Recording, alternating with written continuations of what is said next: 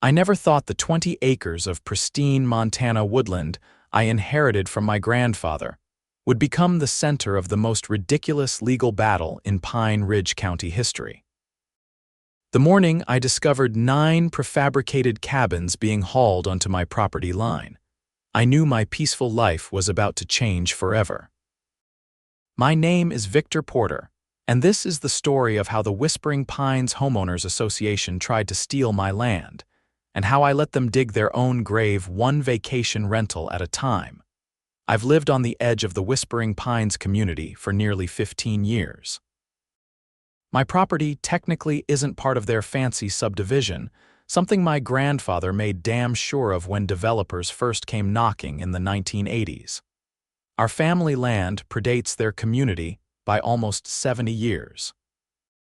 I've always kept to myself, maintaining the rustic cabin my grandfather built and enjoying the solitude of the woods. The HOA folks mostly ignored me, except for their occasional attempts to cite me for my unsightly woodpile or the vintage pickup I keep parked near my workshop. That all changed last spring when Nancy Dillard became president of the Whispering Pines HOA. Nancy, with her perpetually highlighted blonde bob and collection of pastel cardigans, had been gunning for the position for years. Her husband, an investment banker who spent most of his time in Seattle, had bought her one of the largest homes in the community as a sort of consolation prize for their long-distance marriage. With too much time on her hands and a pathological need to control everything around her, Nancy made it her mission to elevate Whispering Pines. I was drinking my morning coffee on the porch when I first spotted the construction vehicles rolling down the service road that runs along my eastern property line. 3 flatbed trucks carrying small, prefabricated structures were making their way into the clearing where my property meets the community's common land. I threw on my boots and jacket and hurried over. A crew of workers was already unloading the first cabin with a crane. "Excuse me," I called out to a man in a hard hat who appeared to be supervising. "What's going on here?" The man glanced down at a clipboard. "Vacation rental installation for Whispering Pines. You with the HOA?" "No, I'm Victor Porter. This is my property you're putting those cabins on." The man frowned and pulled out a site map. "That can't be right. We have permits for this location. It's designated as Whispering Pines Recreation Area." I felt my blood pressure rising. "Well, your permits are wrong. This land has been in my family for generations. My property extends all the way to that creek." I pointed to a small stream about 50 yards away. "You'll need to take that up with the client," the foreman said. "We're just doing what we were contracted to do."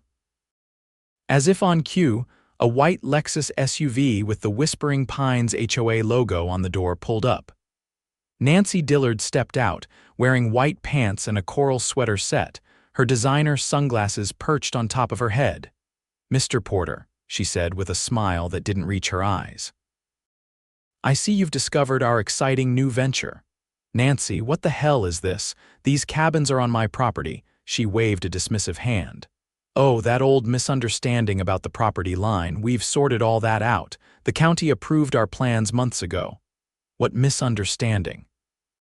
"There is no misunderstanding. I have the deeds and surveys. This land belongs to me." Nancy's smile tightened.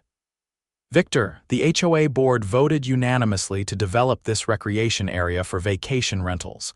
It's a wonderful opportunity for the community. The income will help us fund the new clubhouse renovation and keep our dues stable." "I don't care what your board voted on. This isn't your land to develop." Nancy pulled a folder from her oversized handbag and extracted some official-looking documents. "These are the approved permits and the updated survey the county accepted. As you can see, this area falls within Whispering Pines common land." I snatched the papers from her and scanned them quickly. They showed a property line that cut nearly 5 acres off my eastern boundary land that had always belonged to my family. "This is forged. Someone's altered the property lines," I said, my voice shaking with anger. Nancy's face hardened. "Be careful with accusations like that, Victor." The board has all the proper documentation. If you want to challenge it, you'll need to take it up with the county. In the meantime, we're proceeding with our development." She turned to the foreman. "Please continue.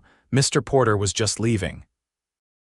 I stood there, stunned, as the workers continued unloading the cabins. I knew I needed to act fast, but I also needed to be smart.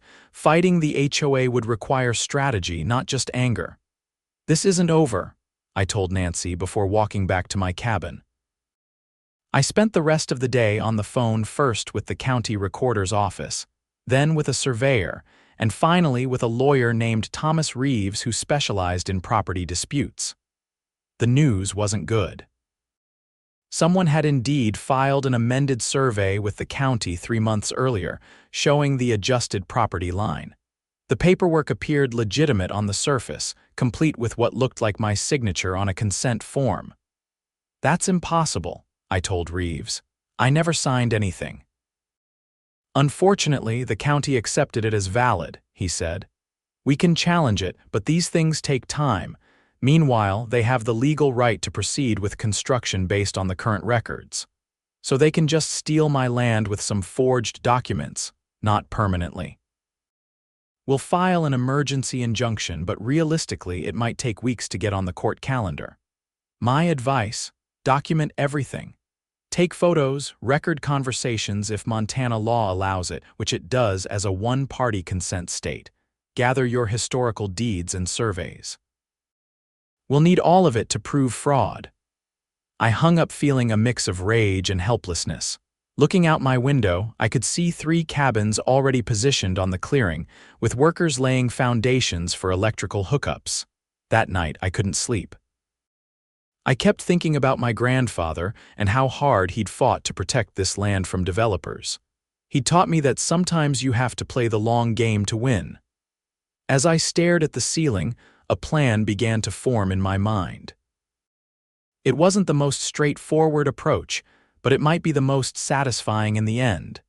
The next morning, I marched back down to the construction site where 6 cabins had now been installed. Nancy was there with 2 other board members, pointing at locations for the remaining units. "Nancy," I called out, "we need to talk." She turned, her expression guarded. "Victor, unless you're here to apologize for your behavior yesterday, we don't have anything to discuss." "No apology, but I've been thinking about your vacation rental project. And I'm not going to file an injunction to stop construction." Nancy's eyebrows shot up. "You're not?" "No, in fact, I'm willing to let this project continue temporarily." She looked suspicious. "Why the sudden change of heart?" "Let's just say I've done some calculations. Fighting this in court would cost me a fortune and take forever. So I'm proposing a compromise. You can proceed with your vacation rentals and I won't cause any immediate legal trouble."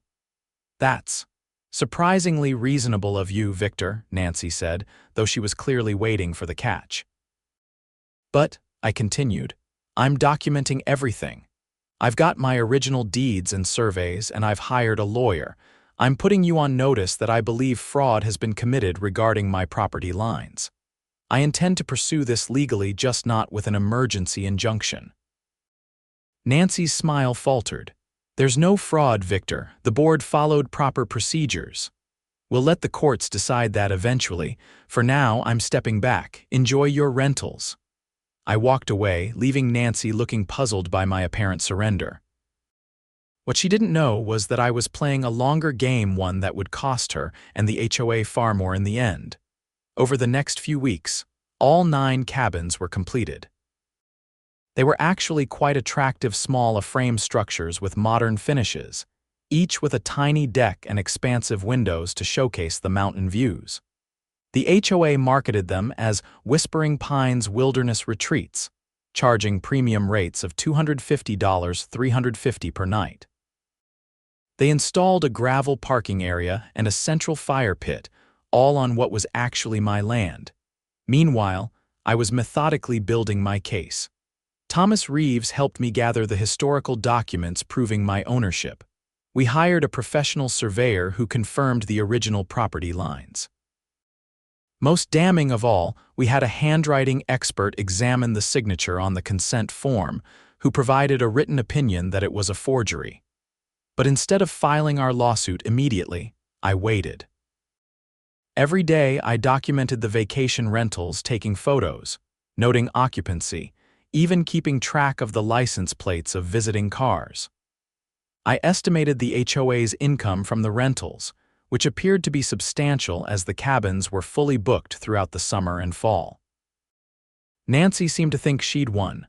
Whenever we crossed paths in town, she'd give me a smug smile as if to say, "See how easy that was." Once, at the local hardware store, she even approached me. "Victor, I'm glad you decided to be reasonable about the wilderness retreats," she said in a saccharine voice. "They've been such a success. The community is thrilled with the additional income." "I bet they are," I replied neutrally. "How much are you bringing in?" Her smile widened. "We've already covered the costs of construction. Everything now is pure profit for community improvements." "Fascinating. And who signed off on the property line adjustment?" I asked casually. Nancy's expression cooled. "All the proper authorities, Victor. Everything was done by the book."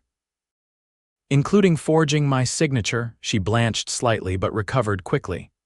"That's a serious accusation, one you can't prove." "We'll see about that," I said before walking away. The months passed and seasons changed. Fall foliage brought leaf peepers to the cabins. The winter snow attracted skiers and snowboarders visiting the nearby resort. Spring brought hikers and nature enthusiasts. Through it all, I documented everything while quietly assembling my case with Thomas Reeves. What Nancy and the HOA board didn't realize was that under Montana law, the damages they would eventually owe me weren't just for trespassing on my land, they would be liable for all profits derived from the illegal use of my property. And those profits were mounting day by day. During this time, I also did some discreet digging into Nancy's background and the HOA's operations. I discovered she had previously worked as a real estate agent before being forced to surrender her license due to ethical violations involving property disclosures. I found that the HOA's finances weren't as transparent as members believed, with a significant portion of funds being directed to administrative expenses that were never fully detailed in reports. Most importantly, I learned that Nancy had hired her brother-in-law's construction company to build the cabins at a rate nearly double what other contractors had bid. The connection had never been disclosed to the HOA members. Almost exactly 1 year after the first cabin was installed, I decided it was time to make my move. The summer booking season was just beginning, and all 9 cabins were reserved solid for the next 3 months. By my calculations, the HOA had earned approximately $750,000 in rental income over the past year. I chose a Tuesday evening when the HOA was holding its monthly board meeting at the community clubhouse. Thomas Reeves accompanied me, carrying a thick folder of documents. We walked into the meeting just as Nancy was discussing the overwhelming success of the wilderness retreats. "Excuse the interruption," I announced from the doorway, "but I need to address the board on a matter concerning those rentals." Nancy's smile disappeared. "Victor, this is a private meeting for community members. You'll need to schedule time on next month's agenda if you wish to speak." "Actually," Thomas interjected, stepping forward, "given the nature of our business, I think you'll want to hear this now." He handed business cards to each board member. "My name is Thomas Reeves, and I represent Mr. Porter in a property dispute with this HOA. We've prepared legal filings that will be submitted to the court tomorrow morning, but we're here to offer you one chance to mitigate the damages." The room fell silent. Approximately 30 homeowners were present, all now staring at us with expressions ranging from confusion to alarm. Nancy tried to regain control. "Whatever dispute, Mr. Porter thinks he has already been resolved through proper legal channels. The property in question belongs to the HOA." I stepped forward. "That's a lie, and you know it. Someone forged my signature on documents to steal my land. I have proof, and I've spent the last year documenting every rental, every dollar earned on my property, and every bit of fraud committed by this board, specifically by you, Nancy." One of the other board members, an older man with gray hair, spoke up. "What exactly are you claiming, Mr. Porter?" "I'm claiming that the wilderness retreats are sitting on my land, not HOA property. I'm claiming that Nancy orchestrated a fraud to steal my land by filing false documents with the county. And I'm claiming that the HOA owes me every penny earned from those rentals, plus damages." Murmurs spread through the room as homeowners turned to each other in confusion. Thomas opened his folder and began distributing copies of documents. "These are the original property surveys dating back to 1952, showing that the land in question has always belonged to the Porter family. This is the expert handwriting analysis confirming that Mr. Porter's signature on the consent form is a forgery. And these are calculations of the approximate income generated by the illegal rentals on Mr. Porter's property." Nancy's face had gone pale. "This is ridiculous." The board acted in good faith based on documentation provided by professionals. "Was one of those professionals your brother-in-law, Edward Simmons?" I asked. "The same one whose construction company received a no-bid contract to build the cabins at twice the market rate." Gasps echoed around the room. One woman stood up. "Is that true, Nancy? You gave the contract to your brother-in-law." Nancy's composure cracked. "That's a private business matter that has nothing to do with property lines." Another homeowner, a man in his 60s, spoke up. "I think it has everything to do with it. If you've been dishonest about one thing, what else have you lied about?" Thomas cleared his throat. "Here's our offer. The HOA will immediately cease operations of all 9 vacation rentals. You will remove them from Mr. Porter's property within 60 days. You will pay Mr. Porter compensation equal to all rental income received to date, and Mrs. Dillard will resign from the board." Nancy jumped to her feet. "This is extortion. We don't have to listen to this." "It's not extortion," Thomas replied calmly. "It's a settlement offer. The alternative is that we proceed with our lawsuit, which will include criminal charges for fraud, forgery, and misappropriation of HOA funds. We'll seek treble damages for the rental income, plus punitive damages. The HOA's insurance probably won't cover intentional fraud, which means each homeowner could be personally liable." The room erupted in angry voices, most directed at Nancy and the board. "You told us those property lines were legitimate. Have you been skimming money from the rentals too?" "I never voted to approve this." The gray-haired board member raised his hands for quiet. "Mr. Porter, Mr. Reeves, would you give us a moment to discuss this privately?" "Of course," Thomas said. "We'll wait outside. You have 30 minutes to decide." We stepped out into the hallway, where we could still hear the heated argument inside the meeting room. Most of it seemed to be directed at Nancy, whose defensive responses became increasingly shrill. 20 minutes later, the door opened, and the gray-haired man emerged. His name tag identified him as Gerald Thompson, Vice President. "Mr. Porter, the board would like to propose a counteroffer." "I'm listening," I said. "We acknowledge there may have been irregularities in the process of establishing the wilderness retreats. We're prepared to cease operations immediately and to compensate you for use of the land over the past year." "And the cabins?" Thomas asked. "We propose that rather than removing them, the HOA sells them to Mr. Porter at a significant discount. They're well constructed and would be difficult to relocate without damage." I considered this. The cabins were indeed nice, and I'd been thinking about what I might do with them once this was over. "What about Nancy?" I asked. Gerald's expression hardened. "Mrs. Dillard has been asked to resign, effective immediately. We've also voted to conduct a full forensic audit of HOA finances during her tenure." I looked at Thomas, who gave a slight nod. "I'm willing to consider your counteroffer with conditions," I said. "I'll buy the cabins for 20 cents on the dollar of their actual cost, not the inflated price you paid. I want full compensation for the rental income, plus 10% for my trouble. And I want a public apology from the HOA acknowledging the trespass. Gerald winced but nodded. I believe we can agree to those terms. We'll need to formalize everything legally, of course. Of course, Thomas agreed. We'll draft the settlement agreement tomorrow.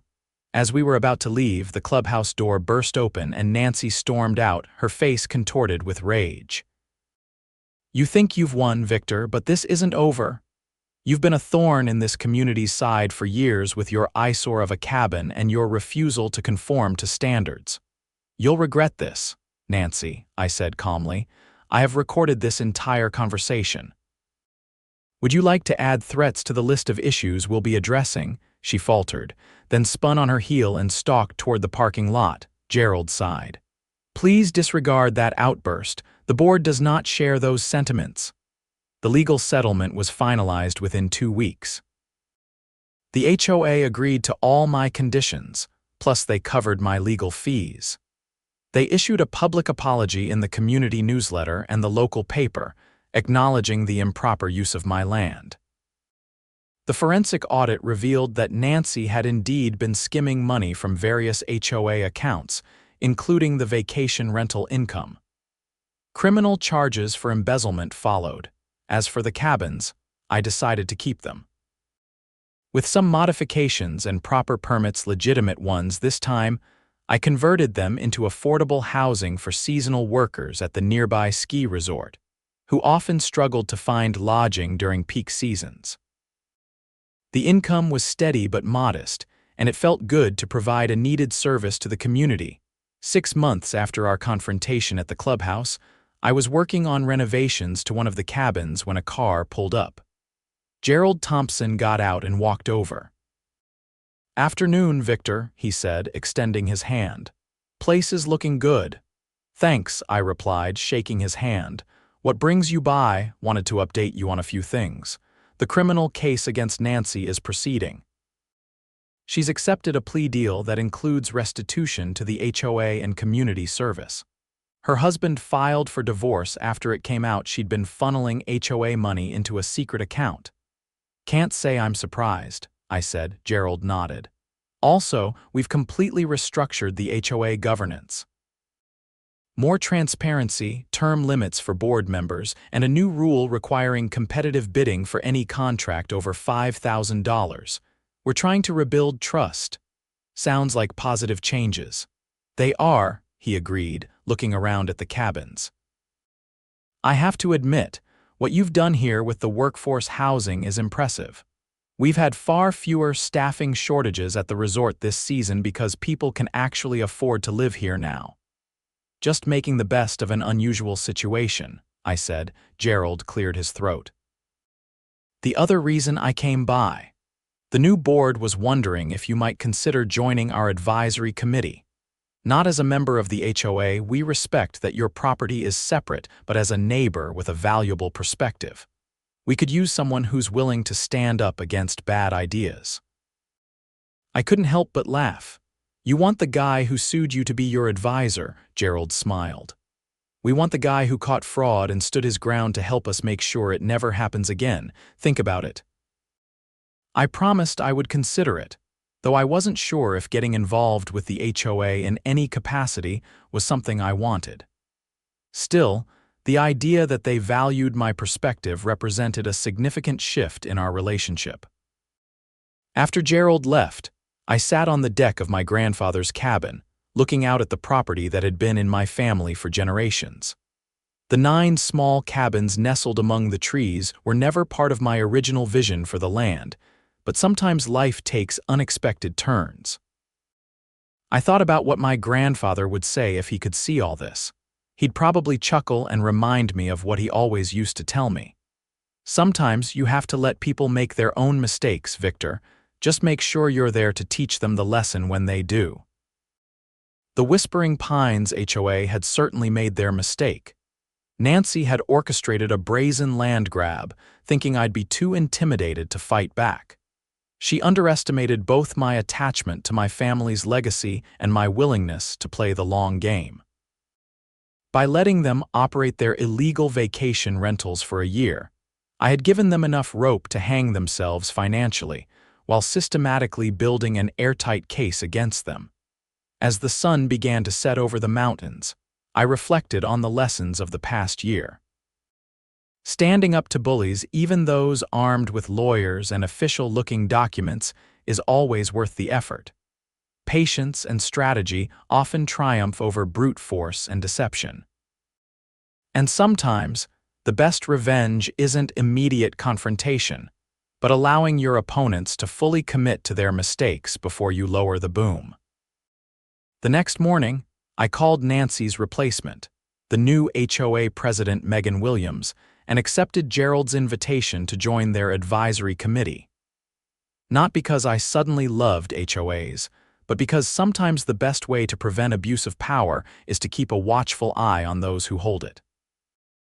The 9 cabins that were meant to be Nancy's crowning achievement, and my downfall had instead become something neither of us anticipated: a bridge between my private woodland and the community that had long viewed me as an outsider. They stood as a reminder that even the most egregious overreach could be transformed into something positive. As I set up for my first meeting with the new HOA board, I couldn't help but smile at the irony. The very cabins Nancy had installed to profit from my land were now providing affordable housing for workers who otherwise couldn't live in the area. The HOA's attempt to appropriate my property had led to greater transparency in their operations. And the community that had once viewed me with suspicion now sought my input on important decisions. Sometimes justice takes unexpected forms. In this case, it looked like 9 small cabins in a Montana woodland, serving a purpose their original installers never intended, and a reminder that patience, documentation, and a good lawyer are powerful weapons against those who would take what isn't theirs. The greatest satisfaction, though, came from knowing that every time Nancy drove past my property and saw those cabins, she was reminded of her downfall. Her scheme to profit from my land had cost her her position, her reputation, her marriage, and quite possibly her freedom. As my grandfather would say, that's what happens when you try to build your success on someone else's foundation. Eventually, the whole thing comes tumbling down. 1 year after our settlement, I hosted a community barbecue on my property. Many Whispering Pines residents attended, curious to see the cabins and meet the man who had stood up to their former HOA president. As we enjoyed food and conversation, Gerald pulled me aside. "You know," he said quietly, "none of this would have happened if you just fought them immediately with an injunction." I smiled. True. But then Nancy would still be in charge, the financial mismanagement would have continued, and the community wouldn't have learned how dangerous unchecked HOA power can be. Gerald nodded thoughtfully. "You played the long game." "I did," I agreed. Sometimes justice isn't just about winning your own battle. It's about making sure the war doesn't need to be fought again. As the sun set over the mountains, and my new neighbors enjoyed the wilderness my family had protected for generations, I knew my grandfather would have approved. The land was still ours, the community was healing, and the 9 cabins that were meant to be symbols of HOA overreach had become monuments to the consequences of greed and the possibilities of redemption. Sometimes the best revenge isn't just winning, it's winning in a way that changes everything for the better. And that's exactly what happened when the Whispering Pines HOA put 9 vacation rentals on my land, and I let them operate for a year before shutting them down. It wasn't just about reclaiming what was mine, it was about transforming a brazen theft into an opportunity for lasting change. As I watched children from the community playing near the cabins that now housed essential workers, I realized that Nancy's scheme had inadvertently created something meaningful. Sometimes the most satisfying victories come not from destroying your opponents, but from repurposing their weapons into tools for good. And that, perhaps, is the most important lesson of all.